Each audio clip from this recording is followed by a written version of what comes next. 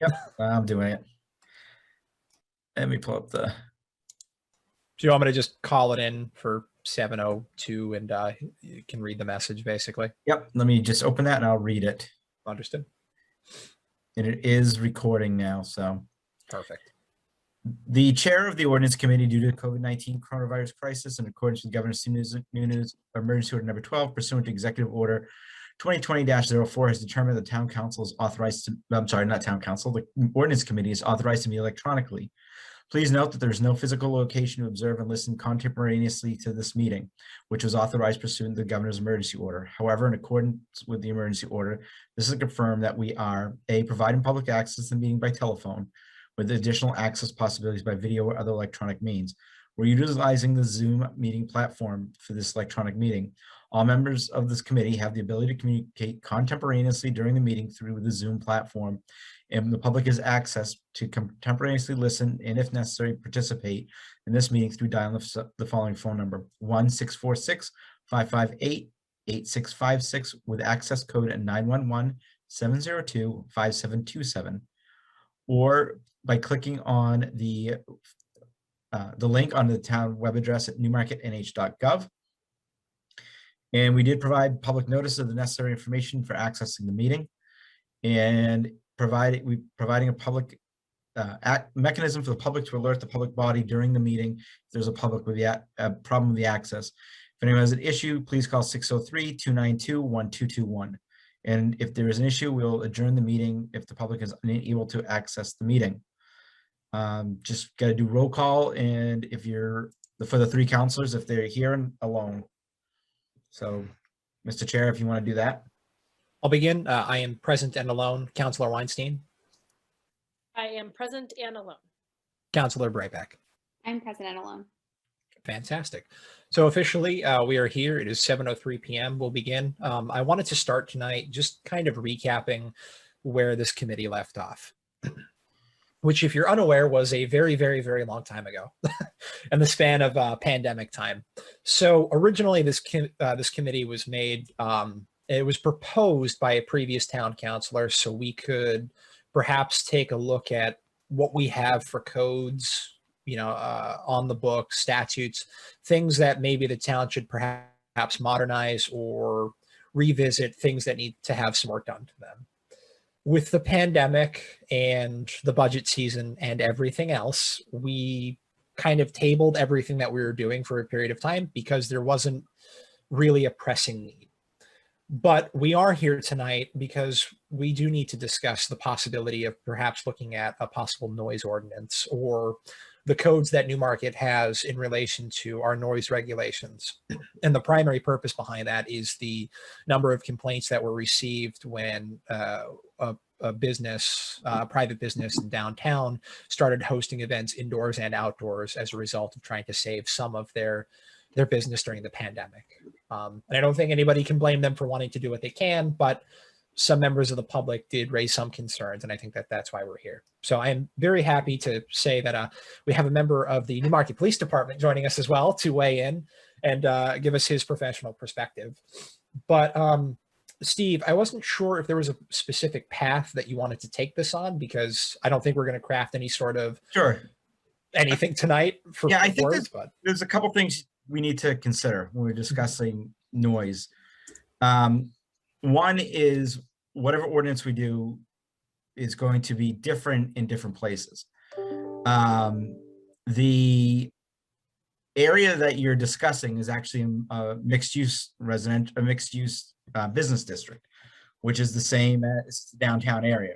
It's not the same as a residential or rural area in town.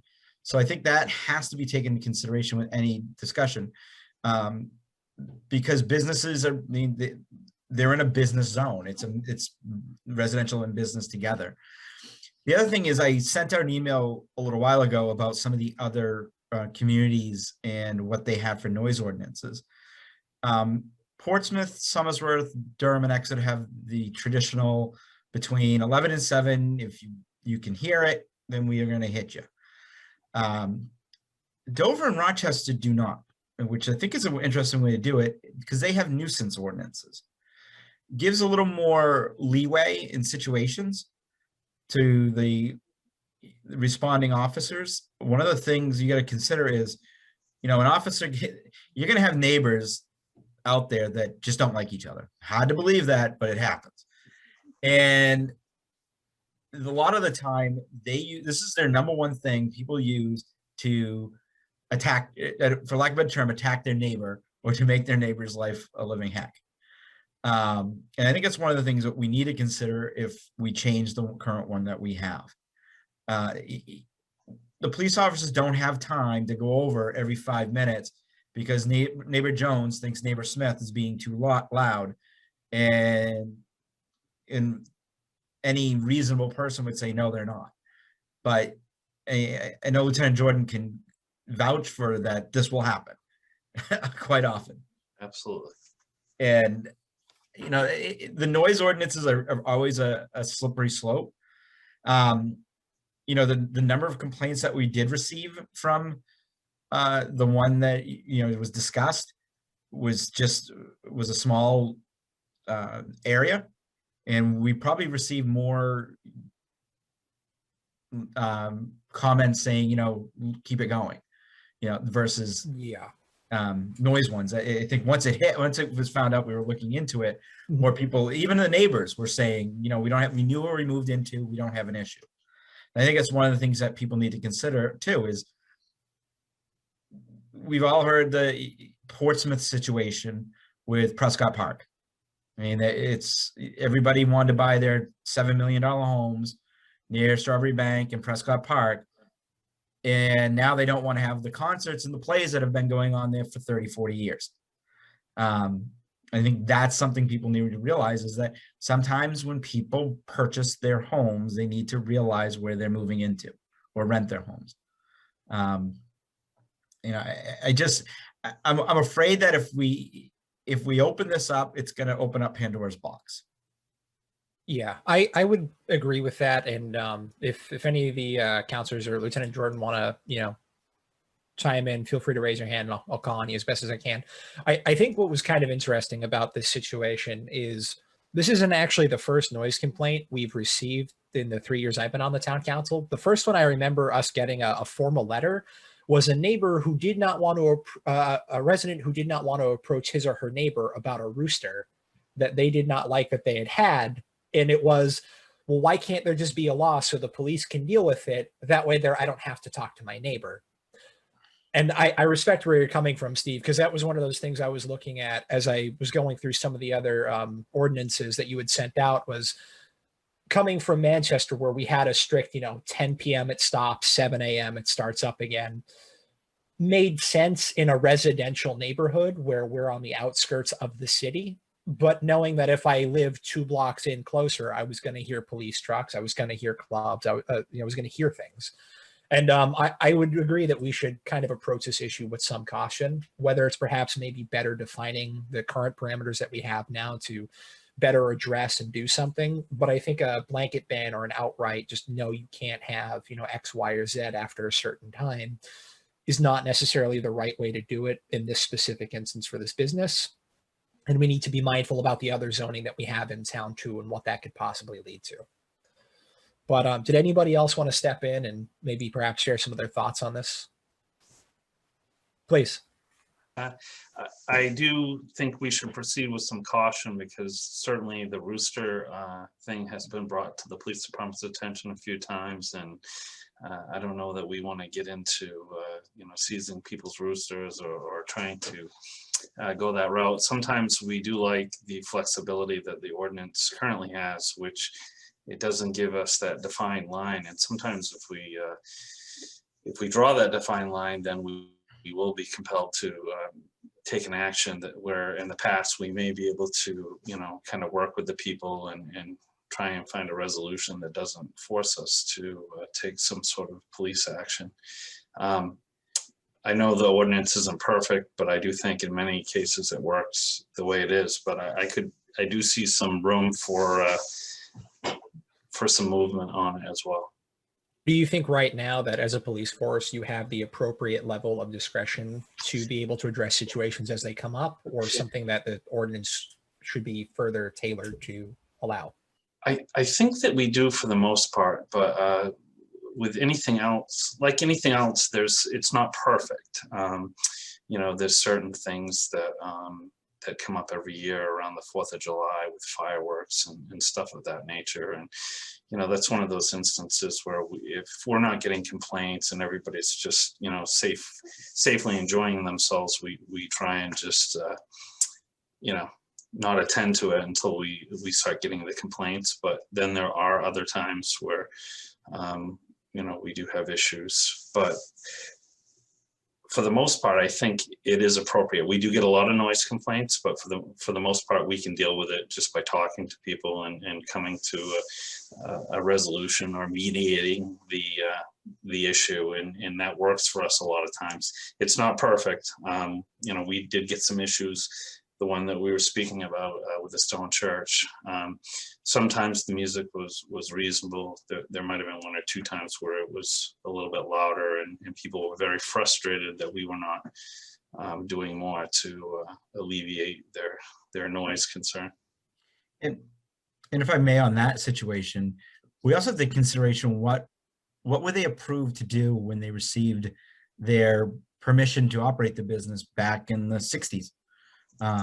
You know, they're following the letter of their site plan approval that, you know, we've heard that they have speakers outside. Well, their site plan approval allows that.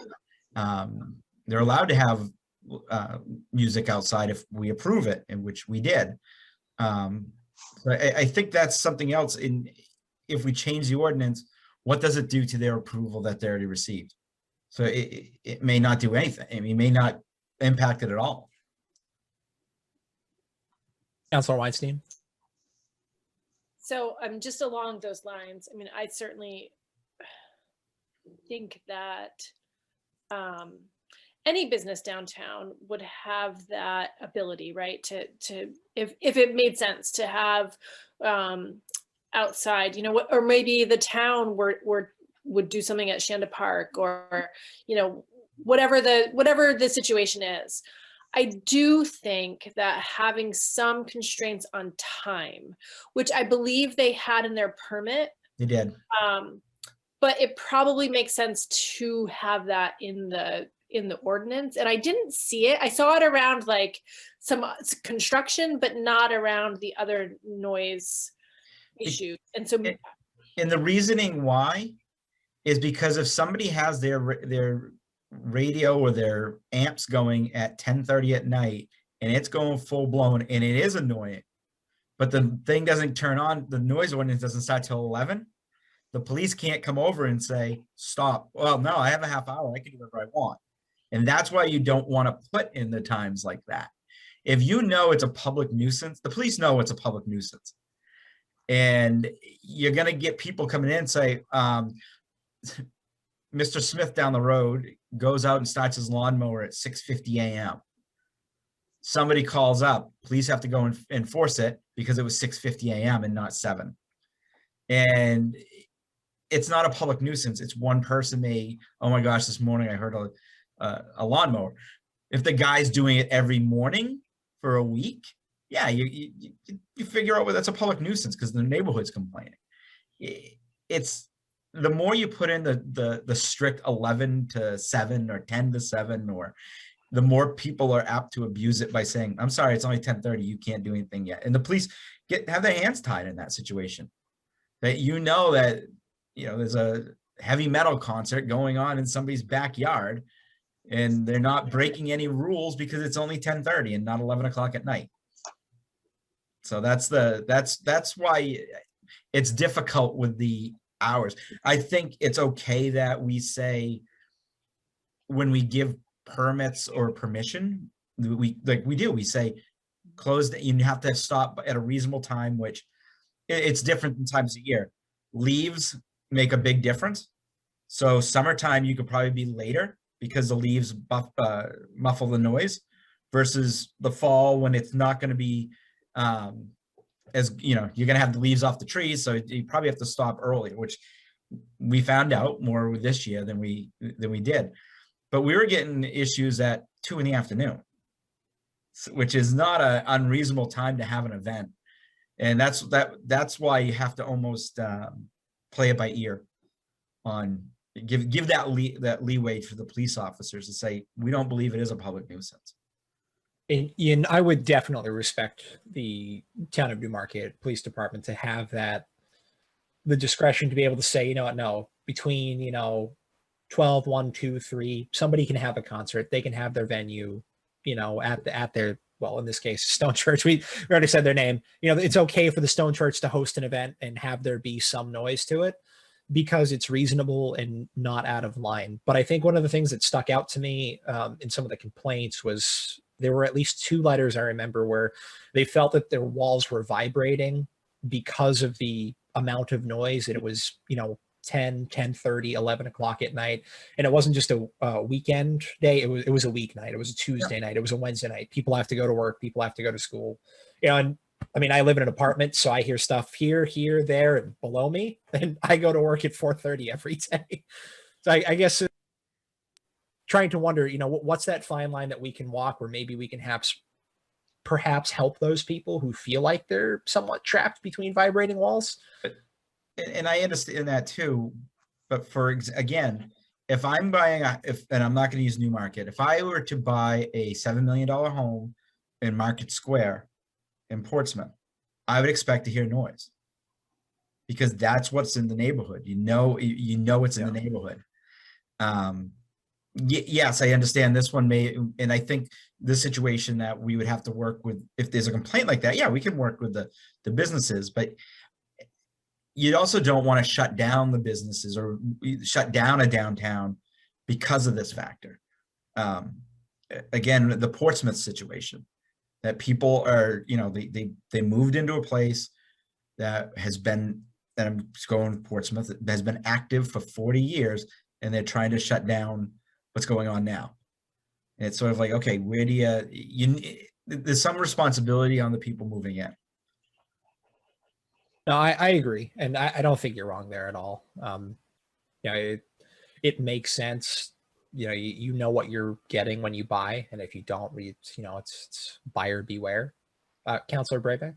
Yeah, I just wanted to comment a few things. I think that it's important to note the difference between renters and buyers and like the freedom that someone purchasing a house has versus who, there's renting options aren't necessarily as plentiful outside of downtown areas. So I just think I want to be a little empathetic to that. I do live behind the Stone Church in a house that I bought and knew that. And for the most part, have absolutely lived like that. I can sit on my front porch and hear the Stone Church clear as day. And it's a nice, accessible, financially accessible concert. But I will say, it was every night of the week in the summer, outdoor concerts, which it wasn't, when people moved in, didn't necessarily think they were going to be outdoors every single night of the week. It was a lot. It was definitely a lot. I don't have kids or anything, so I wasn't going to complain. I work, regular daytime hours. So I, as you all know, did not write any letters of complaint. I was pretty fine with it, but I just want to put it out there. I'm definitely empathetic to the folks who struggled with it, who are working potentially odd hours and didn't realize what the sound situation was going to be. It was, quite loud. I would have to turn and I live not on the street, like the next street over with 2 sets of houses in between my house and the Stone Church, and would have to really crank my TV up to be able to hear it over the music. So it was certainly quite loud sometimes. So I just don't want to be dismissive of those. No, and I apologize if I came across that way. I didn't. I'm trying to play devil's advocate in this situation. You play it so well, Steve. I know, but I also, my big thing is I know the difficulties that the police have enforcing ordinances if they are, everyone says, well, the worst kind of ordinances are the most detailed ordinances, because it's if you have to follow something by the book and by everything that black and white, you run into more issues where you just can't do something. Where if you have it, give leeway in the judgment of the police, you have a little bit more flexibility. I think that the other classics are, the family down the street has the wedding in their backyard and they're going to have a DJ. And neighbor Jones, who just doesn't like him, probably the only neighbor who wasn't invited to the wedding, complains. Do you go down and shut down the wedding because one person said no? It's a private function kind of situation. If they start running a wedding business in the backyard, yeah, I mean, that's one thing. But I think those are the things that people need to consider. And I think when we think about noise ordinances, you think about just the loud music versus the person who's like out putting fence posts in, the first person who's out putting, building a house, those kind of items. And yeah, you do hear those once in a while. I think the number one thing a lot of cities hear is not even music, it's dumpsters. What time do the garbage trucks come pick up the dumpsters? And they see Lieutenant. Yeah, with respect to the dumpsters, we do have some specific language about that in times in different construction. But you took the thought right away from me as far as the person having the wedding in their backyard, or you know, sometimes when there's a graduation, somebody will have fireworks and it's not the 4th of July. And we certainly do like the ability to allow people to enjoy those moments without, you know, being forced to basically tell them to stop. But, you know, what you said about the disgruntled neighbor, that does happen occasionally. I don't think, you know, sometimes, as you said, having it not be so specific allows us that discretion to you know, help make a good decision. But I also think sometimes you talked about a permitting process. Sometimes that helps us, specifically with the fireworks around the 4th of July. We actually have something, but it really doesn't hold much teeth. But it is a permitting thing that we have done at the police department. And what it does allow us to do is let people know that we need you to end it by this time. And then when people do complain, we can often tell them, hey, they've got till 9 o'clock or they've got till 9:30. But that's not a perfect system either. You know? And on the other side too, is that, so I mentioned Dover. Dover doesn't have a noise ordinance for, but they do have a licensing for live music at their businesses. So if a business is going to have live music, they have to get a permit, a license, and that's how you control it that way. And say, okay, annually you come in for a license, you must do X, Y, Z. If you want to appeal, you know, change something on your license, you have to, you will put a process in there that we give a temporary situation. But that way that the businesses are on record knowing that here you open a business, this is what your live music license is going to be. You got to follow the rules. And, you know, there's some places that, I mean, I've heard communities that do it like for every performance, but I think it's easier to grant a blanket one. And then if they want to do something different, come in. And, you know, it's easier to the office to go, hey, your license says you're allowed to do this between this hours and this hour. So you know, you've got to stop it versus, or we pull your license. You know, they could still operate as a business, but you pull their license versus, you know, again, the wedding down the street. I don't think they need to come in for a permit and go through that whole process. They just need to be, you know, don't be stupid kind of situation. And I think a lot of the times, I mean, I've had situations where the wedding will call up and say, you know, I'm having a wedding. Who do I call? I just don't want to deal with any complaints. And the more they're responsible in saying, you know, here's my number. And, you know, if they have a problem, just call us up and we'll quiet down, or, you know, instead of having the police run right over, makes it a whole different ballgame. So I would rather see a licensing process for live annual license for live music than a noise ordinance, because I think it's a better way to control it. Councilor Weinstein. Thanks. I just wanted to totally agree with that. I mean, first of all, I want to say if we could, if "Don't Be Stupid" could be our, I know. that would be awesome. I always call it "Don't be stupid, you moron," but now I got the end off. Hey, it worked for me. If only. But I think that that's where that's where whether it's the police or whoever grants that permit, I think that's Right. where they come in, and that's where they can step in and say, these are the parameters that you have to follow. And obviously I mean, we've sort of been dancing around it a little bit, but we're obviously talking about the Stone Church, and we're Yeah. talking about a very unique situation too. Like, this was a unique year, and allowing any of our businesses, whether it's the Stone Church, and the only other real example that I can think of are the concerts at Shanda Park, because like I knew somebody who lived in those condos, where Joyce's Kitchen was, who said, I remember, it was one of the first season, or maybe it was like the second or third season that they had the concerts, and she said that, she thought it was so cool that they were going to have these concerts right near her. She's like, and then they were playing like Steely Dan. I don't like Steely Dan, or whatever the music was. I can't remember. So I had no idea that's what they were going to play. Yeah. Like, well, okay, but you don't get to make those choices, right. and those concerts only went until 8:00 or something. Like, they weren't even late. So we'll always run into that kind of stuff. Right. And preferences. So as long as the permit is followed and we can make sure that the permit is reasonable and then followed, then it makes more sense to me to do it that way. And I think that's something that we need to look at too, because the pandemic, and talking to my colleagues in other cities, has changed the way we're going to be looking at a lot of the way these businesses do their business. For some reason, we all thought that, again, Mr. Smith, who wanted to have that beer on the sidewalk, was going to go running off if that piece of 1/4-inch rope wasn't wrapped around them, which never happened. Everybody was responsible this year, but a lot of the rules that we have in place for outside dining are from a long time ago. And, we've all been discussing that we're going to look at different ways to do it.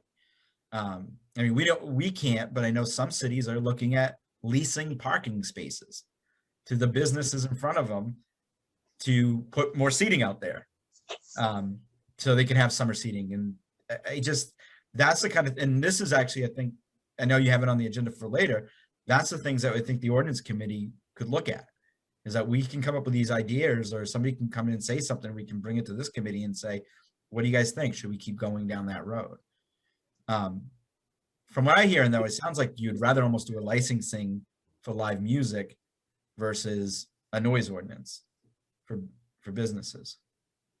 Yeah, that seems to be the general consensus. I did want to say, Councilor Breivik, I appreciate what you had to share, because I did not realize you would live that close to the Stone Church. And I did want to just, yeah, I wanted to make mention of one of the letters I had received that was kind of in a back and forth email chain. And I understand why the individual who wrote it sounded perturbed, as though I wasn't sympathetic to what she was saying. But trying to explain, I live in an apartment complex behind a huge row of trees. Sometimes I hear police vehicles leaving the station, but that's the most noise I hear. Not being able to understand what it's like to literally have that right there in my backyard. So just having that explanation was very helpful. But I think that it wouldn't be out of the question to look at what it would take to get some sort of licensing or permitting specifically for live music.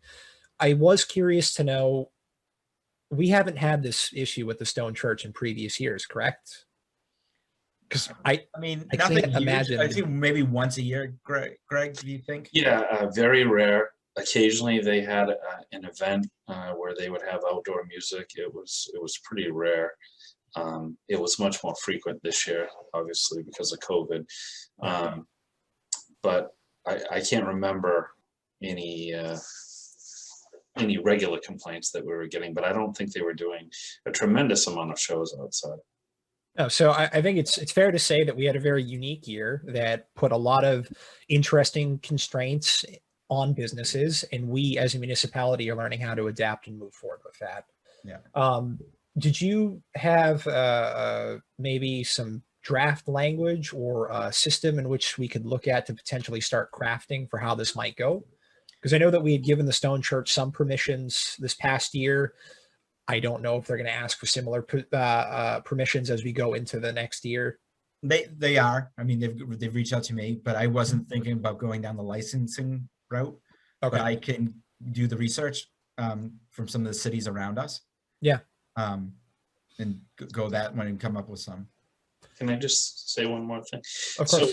So, I know the COVID has kind of brought it to our attention because there were so many outside shows, but some of the businesses downtown actually spoke to me about the outdoor seating and maybe also having outdoor entertainment, not on the scale that the Stone Church has, because obviously there's not a big parking lot, but specifically a couple of the ones that had outdoor seating on the sidewalk. We're talking about having a guy playing a guitar or a small band there. So I do think that the licensing thing may be a good way to go, just because I think it's other businesses are gonna see this and maybe want to partake as well. And I can tell you that there's this one in Dover, right near the parking garage, there's 2 restaurants. And the city put in a shared cement pad for a dumpster. But the dumpsters weren't in, they moved them somewhere else because everybody was eating outside. So they got permission to use that pad for a concert. And they had a guy out there with only acoustic every day, and they called it the Dumpster Series. And that's what they did. They got a permit from the city just basically to have live music. And it was actually nice in downtown because somebody parks their car in the garage, you walk out and you hear live music. So it sounds like you have an active community and people are going to walk around. There's a gentleman and his wife or girlfriend that I see all over the seacoast, and he has a little cardboard sign that says Timmy Hendrix, Yeah. the illegitimate son of Jimi Hendrix. But he and his wife, they'll set up somewhere for an hour, they'll play music, they'll get on, and they'll go to the next place. Yeah. You know, and it's nice to have that uniqueness and that variety, because you don't really expect it when you walk in Market Square and all of a sudden there it is. Right. So, and I think what Lieutenant said is that you are gonna get that more this year. I could see a couple places downtown saying, we have enough room for outdoor seating. Can we have a little spot? And I think the other thing is, if they have an agreement between their neighbors, for example, say if the Oak House wants to have nighttime, somebody playing out front, and next door is the insurance agency or the Big Bean, and they don't have an issue with the band actually being in front of their business because they're not open, that, that's the kind of flexibility that people are starting to look at a lot more because of the pandemic when it comes to permitting outdoor events. But I think the licensing is the way we can control it by saying, look, here are your rules. You can do X, Y, Z. Inside, you can do this. Outside, you have to do this, but you must notify us this, or we're not going to tell you what you can and cannot play. But the decibels, we can do by noise is the best guess. If the police go up and it's way too loud, they can say, look, turn it down a little, or, we'll revoke your license. Yeah. I think it's fair. Councilor Weinstein. Yeah, I don't know if maybe I'm getting a little too much in the weeds, but my only thought about that is we have a really small downtown, right? We're talking about like a few businesses on Main Street and the Stone Church, basically, that would maybe even consider something like that. And so obviously we don't want the town or the police to get into scheduling issues. Yeah. And so we would just need to be really careful about how we proceeded with something, and then what happens if we allow 6 nights a week with the Stone Church, but we don't, so Yep. we would need to give some thought, I think. Absolutely. I think if the pandemic has shown us anything, is that some people are learning to be more flexible than they may have used to been. So, I think that's one of those things where, at least from the letters that we had got, I think that the Stone Church was very gracious and understanding that there were some complaints out there and trying to alleviate those as much as possible. So I don't think in any way, shape, or form that they or any other business in a similar situation would want to be a bad guy or a bad actor in some, way, shape, or form. So I think it's a good idea to perhaps get the framework down and see if we can perhaps tailor it so it works well within our community and go from there. Yeah. Does that sound reasonable? And I think this is a good way to open the door to what's a post-pandemic downtown Newmarket going to look like. So, and I think it's fair for those who are out, again, the wedding situation versus the college party out at somebody's house situation that the police can use best judgment. Let the college kids have fun and tell the wedding to. No, all right. I like that. I actually think that this kind of segues well into the second part of what I wanted to do for this meeting. So I guess when we had first started, Christian, myself, and Councilor Weinstein, we're kind of going like section by section of the municipal code to perhaps update, relook at things. I spent the past couple months thinking that was probably not the best way to start off an ordinance oversight committee, and there was probably a better way to do this. So barring any, complaints or major disagreement, I think that we should perhaps use this body to be a bit more open to feedback and suggestions that we get from police, from Steve, from community members who have organizations who, either feel aggrieved or things that we know that need to be worked on, as opposed to just being kind of fact checkers and, book rewriters. Does that make sense?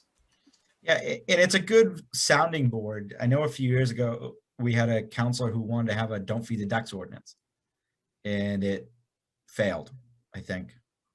I can't remember now. Yeah, I think it failed. But I'll check the books. But it's those kind of situations where you don't have to get the whole council involved. They could come make the case to the committee.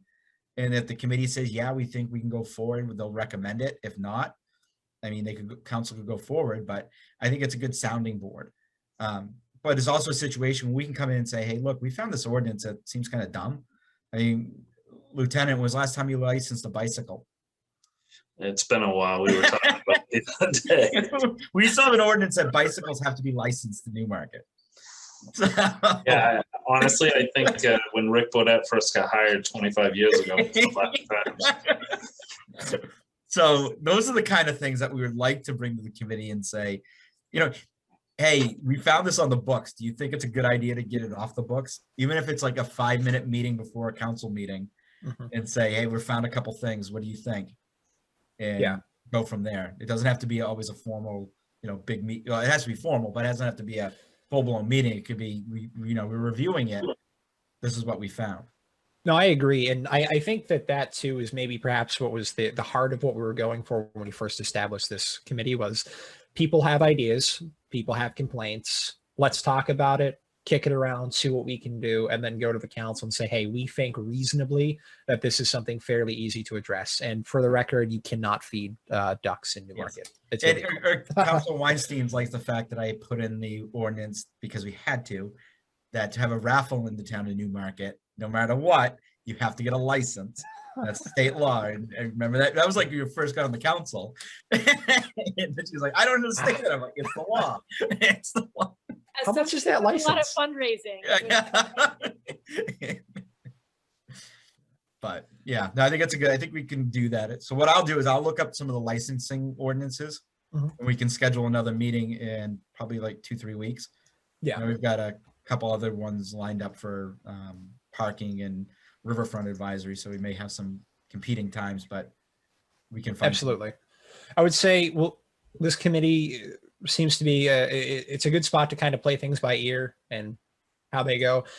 Again, we're only at 40 minutes, and I think the previous meeting that we had was maybe 25 at most, so it doesn't have to be significant. I will say to any police officers that are joining us at the meeting tonight, if you have things that you deal with on your day-to-day that you think that the council should address, this is a good time to start getting it going. And I really appreciate the fact that we are able to have a police officer sit on this body as well. And I'm going to go the opposite route. I'm going to come up with ordinances that are going to be stupid that you may think are ridiculous to have on the books, but the law is we have to have them on the books. For example, speed limits, on town roads, you have to really somewhere. If you ever look in the ordinance books for most communities, they have where every stop sign is in their community, so they can enforce the law that says there's a stop sign there. I've got to find out more on that. I just was like, what, we don't want to go to a court situation and say, oh, it's not on your books, and the judge throws it out after an argument. So those are the kind of things that we have to look at. Yeah. long as I can go 55 through downtown. Yeah, no, that one's fine. We got permission on that one. That one's legal at 25. Perfect. Well, yeah, we'll wrap this now. We'll adjourn officially at 7:41 p.m. and it's keep an ear out, and we'll check back in soon. Yep, I'll get back in touch with everybody soon. Perfect. Thanks, Thank you. everyone. Right. Have a good night. Folks, have a good night. Cheers. Thank you.